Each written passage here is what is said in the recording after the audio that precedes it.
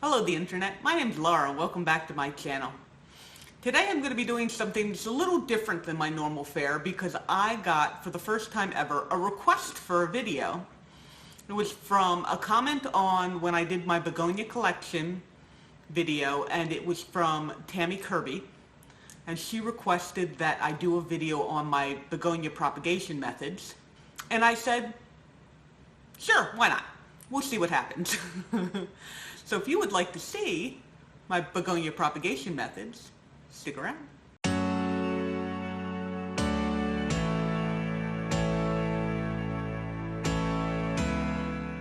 I'm going to let you guys in on a little secret. I really have no idea what I'm doing.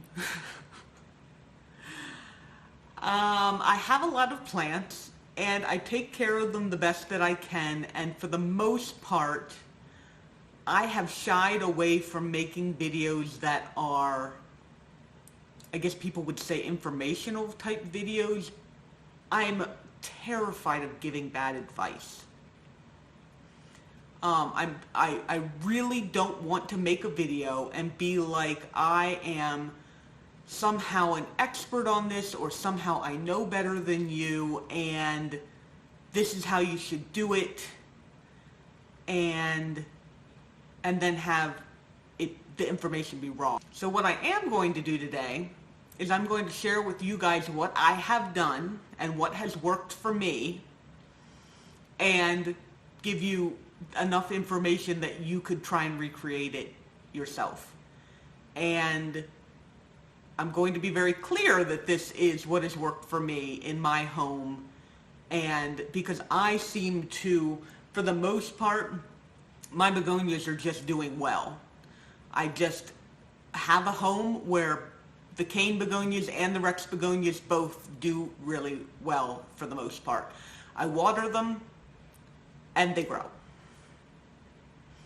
And so I have had some pretty good success with begonia propagation, but it didn't start out like that. I did have to go through a couple of things. So that is mostly what I'm going to share with you. So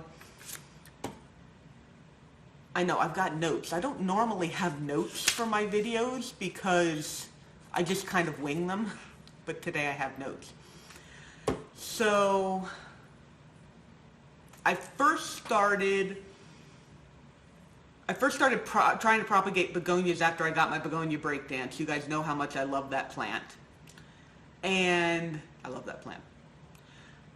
I was like, okay, I want to try and put more of these out there. You know, I want to try and have some. They'll be good for like trading and all that kind of stuff. And so I looked up some videos, and they were like, you just take a leaf and or cut the leaf off the stem, and then you stick the leaf into soil, and then you keep it moist, and it grows. And so I was like, okay, I can do that. So I got 2 pots. The begonia, I'm gonna have to pull this. I'm sorry, I'm gonna have to pull down my begonia breakdance and show it to you. Okay. My begonia breakdance, it's still flowering. Isn't that gorgeous? Anyway, so this begonia breakdance had some really, really big leaves. And the ones that I got, they were a little bit, you know,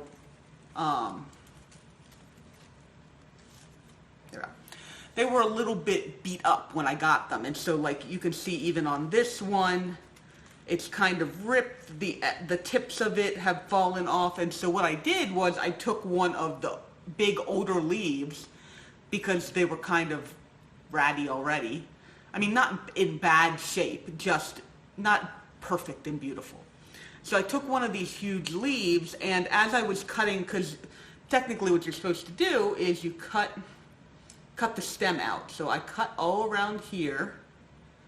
I don't know if you can see that. So I cut all around the stem here, just to take the stem part off and have the leaf. And because of the leaf shape and the way that it's crinkled and folded all over on this, it ended up just ripping like in half. So I put half of the one leaf in one pot and half of the leaf in another pot. And then I put them near my humidifier, because I figured that it would want some nice humidity, and I left it. and well, I watered it and left it there, and I was going to keep it moist. And gosh, I don't even think it was that long. It was only a couple of days until the one leaf started rotting. It rotted out from the bottom, and then the whole leaf went, and then a couple of days later, the other one did the same thing. And I was like, I mean, I hadn't watered it a second time since that one watering. I was like, I kept it moist. I don't know what went wrong. It just, they rotted out, and I was kind of discouraged by that, because I was like, okay, maybe, you know, I'm not really good at soil propagation for anything other than succulents. Succulents, I do okay at soil propagation. Nothing else have I ever really had. I'm pausing before I say this. Yeah, I don't think I've had success soil propagating anything. Tridescanthia. I have successfully soil propagated Tridescanthia and succulents. So at that point, I'd been hearing people talk about sphagnum moss and how great it was for propagating stuff. Like if people got rare cuttings like rare philodendrons or rare aeroids, they would put them in sphagnum moss, and I had heard really good about keeping moisture without it being too wet. And so I went out to my local, they didn't have any at the Lowe's, but I went to my local pet store, and they had some for like reptile terrariums, and it's sphagnum moss. It's packaged as reptile terrarium moss, and I picked up a bag of it. And so this is it. If you don't know what sphagnum moss is, it is literally a moss. It looks somewhat like that, and it's got like little, it's got little whatevers because it's a plant. I mean, I have a whole bunch of it, but that's basically what it looks like. And I also had a old glass container, one of those beverage ones where, you turn the little thing and it comes out and it's like a glass container. I had gotten it for serving drinks, and it actually leaks around the little, where the nozzle comes out, and so we stopped using it for drinks, and I was going to throw it away, and then I was like, this is a glass container. I am going to use it as a terrarium. So basically what I did was I took another Begonia breakdance leaf,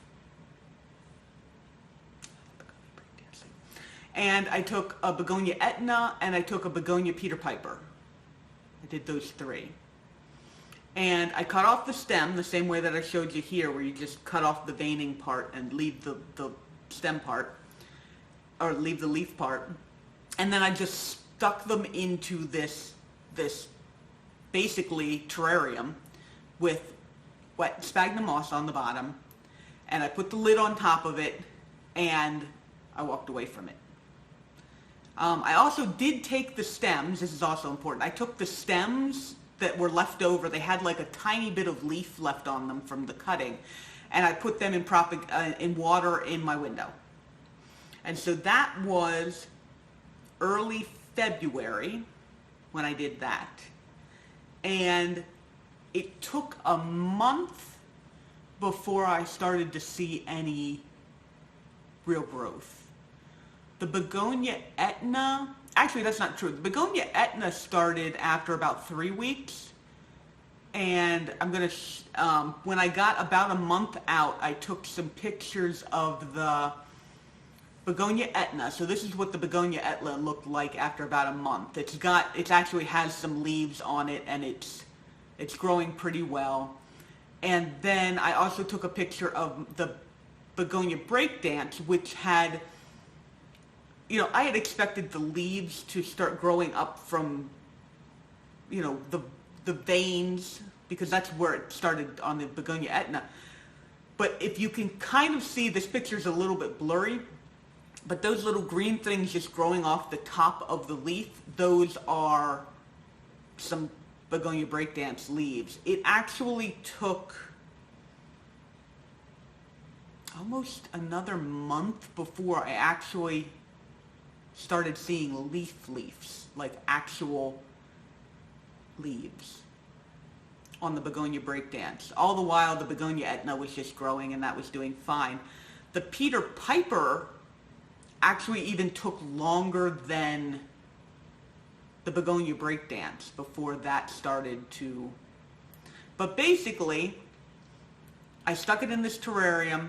I kept it covered. I never needed to water it because the sphagnum moss never dried out because it, it's like a closed system. And they just eventually started growing.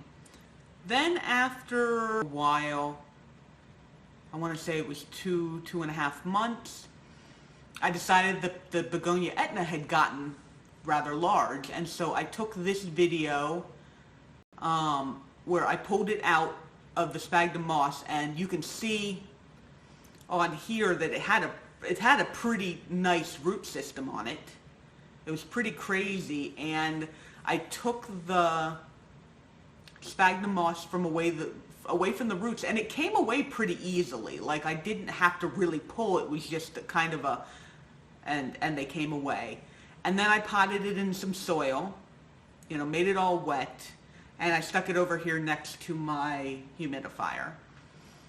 Within 3 days, the leaves on the Begonia Etna had started to crisp, like just straight from the edge, like very clearly we don't have enough humidity. And it was at that point where I was like, oh duh, you can't take a plant from like 80 to 90, probably even 100% humidity inside that glass terrarium and then take it out and have it be in like 60% humidity. It might have even been as low as 50 at that point, because this was before it started getting warm enough that my heat turned off. And so it started crisping. I really quick grabbed it and put it into another terrarium with some sphagnum moss, but at that point I apparently had waited too long to respond to it, and all the leaves basically just rotted. So I lost that plant completely, and I was a little disheartened by that. And now I was scared to bring my Begonia breakdance out. So what I ended up doing with my Begonia breakdance was I pulled it out. The leaf, like I said, the leaves on this thing were like huge. So I ended up cutting off a section of the leaf and pulling away a couple of plants and potting it up into some soil. And then I took that little pot, because it's so I took the little Begonia breakdance plant and put it in this tiny little pot and then stuck it in this little takeout container. This is from not Panda Express. This one is from Panera. It was a salad. Isn't that like perfect? Isn't that great? Anyway, I stuck it in here so that it would have its own terrarium, but it wouldn't be that terrarium. And then eventually I started like turning the thing so that it had more airflow, to the point where I was able to actually pull it out. And I have this guy who has been living outside of the terrarium for over a week now and seems to be perfectly fine. I haven't had any problems. These guys, this is the other two parts of the leaf. I had this part here, and then this one is super tiny, but it had, I swear, I kid you not, the root on this part of the plant was like this long. And I was like, you know what, if you have that big of a root, then you get your own little pot. And so there's only one leaf on that guy right now, but he's still alive. And so these guys, because I think I was a little bit more careful about pulling them out, I now have two and a half Begonia breakdance plants that I am going to water. This guy needs to be watered. He's not living in the terrarium, the other two are. So basically what I've learned is that sphagnum moss is great. And, oh, the other thing that I wanted to tell you guys, okay, hold on. Okay, so if you'll remember, I told you that I took the leftover stems and I put them in water propagation because I just wanted to see what would happen. I thought that they would shrivel up and die because there was like only a tiny little bit of leaf left. And I left those guys in the water. So when I'm talking about there was only a little bit of leaf left, this is what I'm talking about. Like that, this is the end of the Peter Piper, and that's the end of the Begonia breakdance, and oh, the end of the Etna actually ended up rotting. So, but the plant, the little baby plant itself, is alive. By the time I was ready to pull the Begonia Etna out, and you saw how the Begonia Etna was like, each of these had grown 1 or 2 roots. So they were still alive, but they definitely had not grown roots like they had in the sphagnum moss. And so what I ended up doing was taking those semi-rooted stems and sticking them in here. And now, as you can see, I know you fell over again. Each of those has little baby plants growing up on it. And do not die, you little turkey. So I actually have another Begonia breakdance in here. I have the Peter Piper. There is, I'm pretty sure that's the Begonia Etna. The Begonia Etna, actually, the little end of it got eaten by a worm. Like, I actually came in here one day and I looked in there and there were these tiny little worms on there eating my plant.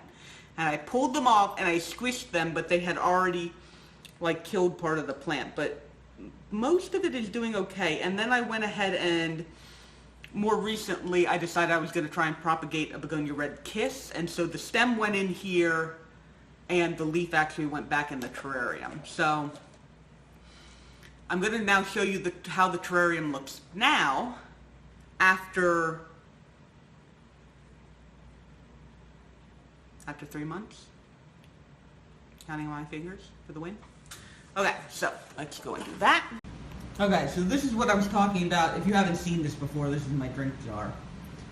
See, it's got the little knobby guy, like for opening and closing, and so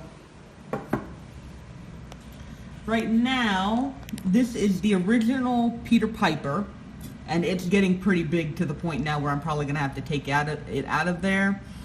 I had a weird leaf cutting of this Begonia Etna that I stuck in here, and it has basically grown really, really big since I put it in there. That is almost ready to come out as well. And like I said, I had just started this Begonia Red Kiss like literally a couple days ago, and that doesn't have anything on it yet, not that I expected it to. But these pieces of Begonia breakdance that you see out here, I actually cut off of the main plant because I wanted to see if this would work, and they have actually started rooting. So I'm going to get even more plants out of this than I had before, just because the leaf was so big. And I've checked, the other ones have roots too. I just don't really want to knock it all over the place right now. So this is technically what's working for me, is that I have it right under a grow light, like that's the grow light there. So it's getting a pretty decent amount of light, I guess, with the grow light there.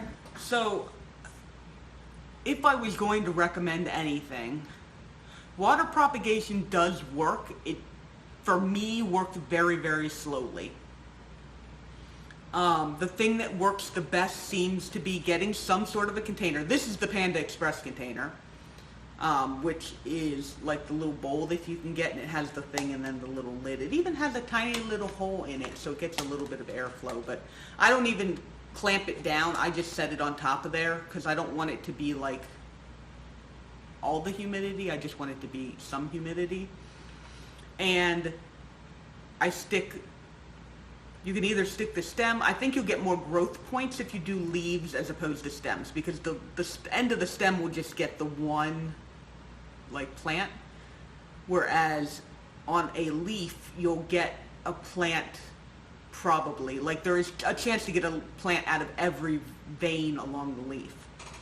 So I know a lot of people are eating out right now or doing carry out because obviously you can't go and sit in restaurants or whatever, but save your little containers. Pet stores as well as Home Depot. I did find sphagnum moss one time at a Home Depot, or no, a Lowe's. So it's possible you can get it there, but if you can't find any sphagnum moss at your Lowe's and Home Depot, check your local pet stores like Petco or PetSmart, and they will have some in the terrarium, like terrarium for reptiles and stuff section. And you're just gonna, I just wet it down. I used regular tap water.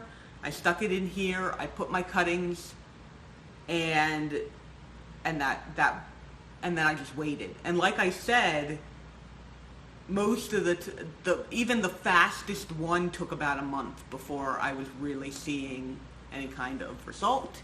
Some of the slower ones took over almost 2 months. So it's just going to depend, I think, on your type of begonia. I have not, and this goes for, I should have said this at the beginning and I didn't. This is for begonia rex begonias. Cane begonias are completely different. Cane begonias you stick in water. I do have an example of this too. Cane begonias you just stick in water and they grow roots. And this I've had since January, but this was one of the slower ones. I got several cuttings when I got this one, and the other ones are already potted up. So cane begonias are a little different. If you have cane begonias, you could probably still do spag moss actually, but because they're so big, most of the time, it's going to be harder to find a container that you can actually fit your whole cane begonia in. I could fit it into my drink container, but if you only have these little guys, you're going to be better off trying to water propagate for the most part because you just are. I really have to plant this up sometime. It's got some good roots on it though.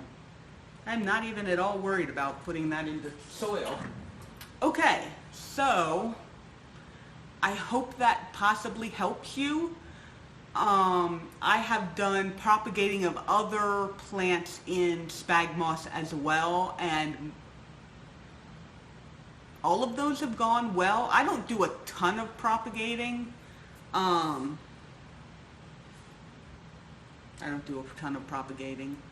And I do so, but for the most part, anything that I have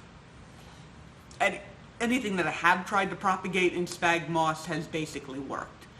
The begonia Etna that I lost was, I guess, because I pulled it out of the humidity too fast. So be aware about that. When I get ready to pull things out of the terrarium now, I leave the lid off for a couple of days to kind of, because it's still pretty humid down in there, but it lets more of the natural air just cycle through. And that way it's not quite so humid in there, and then when I bring it out, it's not quite as much of a shock for the plant. And it seems to be working. This begonia breakdance is doing great. I want to let him get a little bit bigger before I start looking for some trades. But anyway, I think that's really all I have to say about that then. Like I said, this is stuff that has worked for me. These are my examples. I mean, your best bet would really be to go ahead and try everything.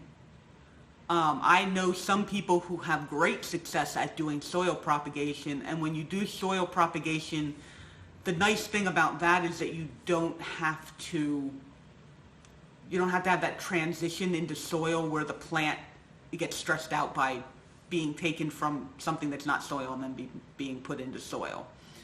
But, I suggest go ahead and try soil propagation, try leaf propagation in water. You can just take a whole leaf and stick it in there. You don't have to cut it off. And then try just taking a leaf and sticking it in some sphagnum moss and in some sort of closed-ish container, and see which one works better for you.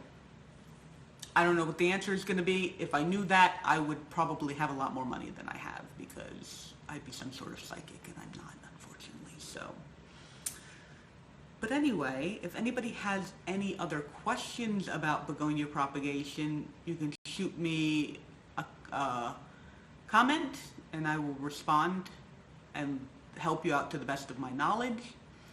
And if you like this video, go ahead and like this video. If you'd like to stick around for a little while, please subscribe.